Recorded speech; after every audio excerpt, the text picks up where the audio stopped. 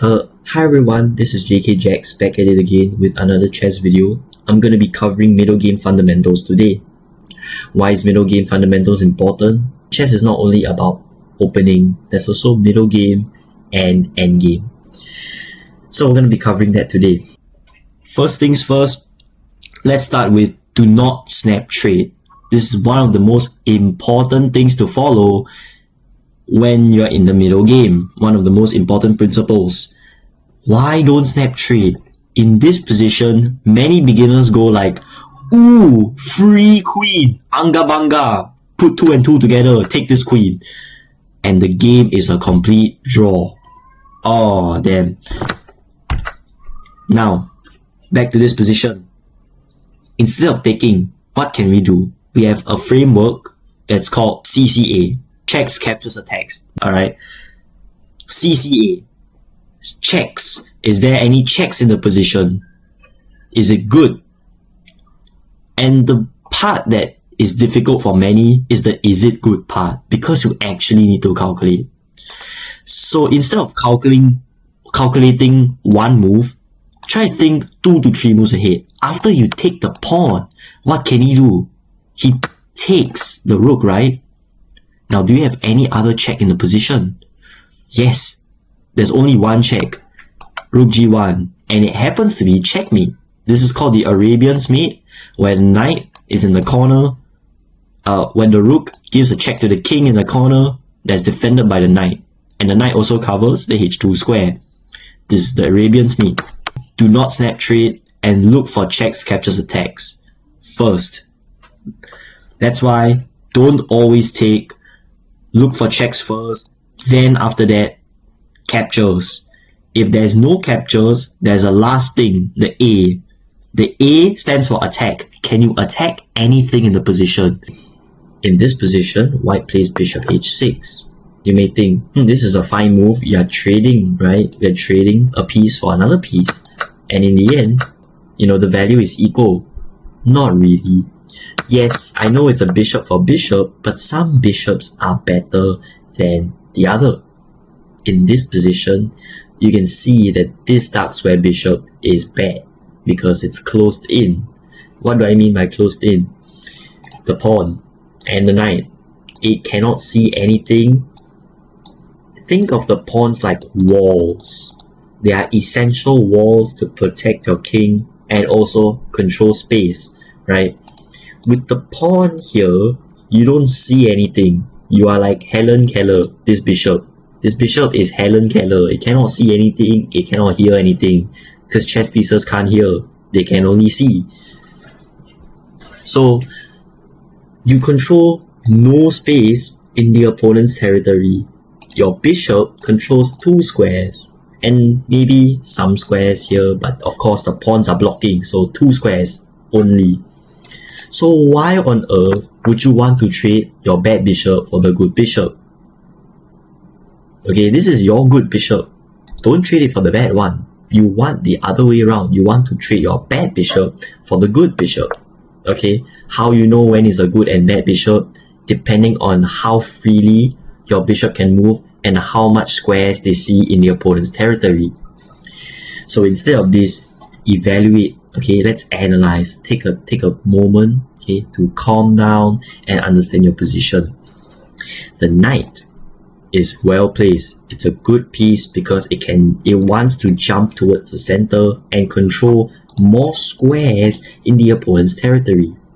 Before we move on, I want to explain to you guys which pieces are the most happy at. So for example, let's start with this knight. Knights, generally, they love central squares because they control the most amount of squares in the opponent's territory. Bishops love long open diagonals, right? This bishop is on a long diagonal, but remember, it's not open. This bishop is not on the longest diagonal, but again, it's quite open. As you can see, it can move to g5 or h6. It controls quite a decent amount of squares in the opponent's position, and it has a freedom to move. Rooks love open files. As you can see, you take control of this open file. And the queen likes central squares, but squares that it won't be attacked. The queen is close to a central square, so it's good. Also, the queen controls a lot of space, right? But the pawns are conveniently blocking them. But yes, the queen will serve as an important asset in controlling space because it controls the most amount of space. That's why it loves safe central squares, but don't let it get attacked lah, of course. That's why in this position, after you have evaluated everything, you know that this bishop is terrible, complete garbage. This bishop is probably your worst piece in the position because all the other pieces seems to be doing okay, even your queen. And you play bishop g5. There's also another purpose to this move. It's called a pin. This knight is pinned down to the rook. What do I mean by pin? It's where you're threatening a larger material piece if the smaller material piece moves away. So this knight is worth less than the rook. If the knight moves away, you can snag the rook. You can gobble it up. So this knight is currently pinned. It cannot move. Black moves his rook to safety so that it doesn't get pinned. So now the knight is no longer pinned. It can move without having to worry about a rook because there's no rook there. And now, next question you ask yourself, should you trade? The answer is yes. We have established that this knight is one of the best pieces in black's position. Okay, yes, you can argue it's the rooks, but right now there's no good way to trade the rooks. You have to talk about the knights and the bishop. If you trade the knight, now this bishop is still terrible, so you removed your worst piece for the opponent's good piece. And what did I say just now? Knights love central squares. So another idea is to put it towards the center and control a lot of space in the opponent's territory, where this bishop is still useless, doesn't control anything. You may ask yourself, Jack, why couldn't you play this before? If you play this, you are losing because knight takes, pawn takes, and queen takes. Look at this. You are now down a pawn and you get no compensation. You are down. You are just losing. So that's why it's important for you to trade. So this is like a basic guideline when to trade. Understand what pieces are good and bad by referring to how much squares they can control. So just to remember, knights love the center, queens love safe central squares, rooks love open files, and bishops love long open diagonals. And king likes to be safe behind pawns. That's it. This next section in the middle games fundamentals is very, very important, so I recommend that you guys pay close attention to this section, and I hope you guys enjoy what I'm about to preach here. This is called the worst piece principle. It's one of the most important, the most essential principles that you need to learn in chess. It's quite simple, but it's hard to master, and you gotta do it over practice. Okay. So what is the worst piece principle? In positions like these, where there is no clear way to win, it is a completely drawn position, you need to find ways on how to, create an attack, make a plan. To make a plan or to make an attack, you need to first activate your pieces and make sure they're on the right squares. By using worst piece principle, basically you find the worst piece in your position and you play the damn move. So in this position, we have a few contenders of worst piece principle here, and that is the rooks and the queen. Now, why don't I say the knight over here is useless? Well, let's go over the whole board. Let's analyze. This bishop is doing something. It's putting pressure on the knight. This knight is defending the pawn on d4. It's well placed. Okay, it controls a few squares in the opponent's territory and defends a pawn on d4. This knight can jump to b3 anytime it wants, and also maybe to e4 if it wants. Just some ideas. We have the queen here, which is doing almost nothing. All it does right now is controlling the light squares. That's it. And we have the rooks. This rook is completely terrible. It serves no purpose. Like you might think, a4. No, there's really no purpose here.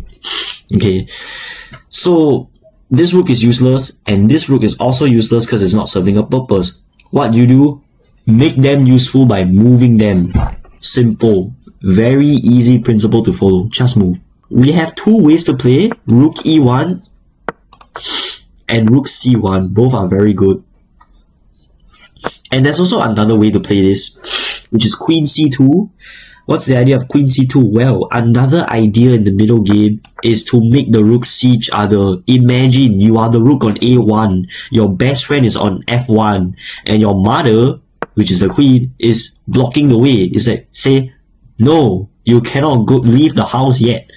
But then when you finally get that permission, now your rooks are very happy because it has freedom to go anywhere it wants and just attack, right? Not now. Of course, there's no clear attack now, but it will be very beneficial in the future. So let's say we play rook c1 because we mentioned that this rook is quite useless and this rook too. Okay, so let's just say we play one of the moves. So now opponent applies the worst piece principle. So they know that currently this bishop and these two rooks are very bad. So it decides to improve one of the piece. Now, can you guess what move to make next? Find the next worst piece in the position. What is the worst piece now? This rook can see some squares in the opponent's territory already, but this rook cannot see anything. So what you do? Move it out, right? Takes, of course you recapture, and then now, let's say they develop bishop here. Remember what I said, knights love central squares. So, which knight should you move that puts it to the center? If you said knight to e5, you are correct. Because this controls a lot of squares in the opponent's territory and also attacks this bishop at the same time. Bishop moves back to e6, you take the knight, b takes, and now you have a very nice position. You are slightly winning, and see, because you know better than the opponent, now this is slightly better for you. Now the idea should be simple right now. Of course, you can move your knight towards the center, but don't go here, you get attacked. So you go here, and you have a fine position. You're slightly winning. It's going to be quite hard to navigate this position, but you just have to play solidly, wait for your opponents to blunder, and then you capitalize on that advantage.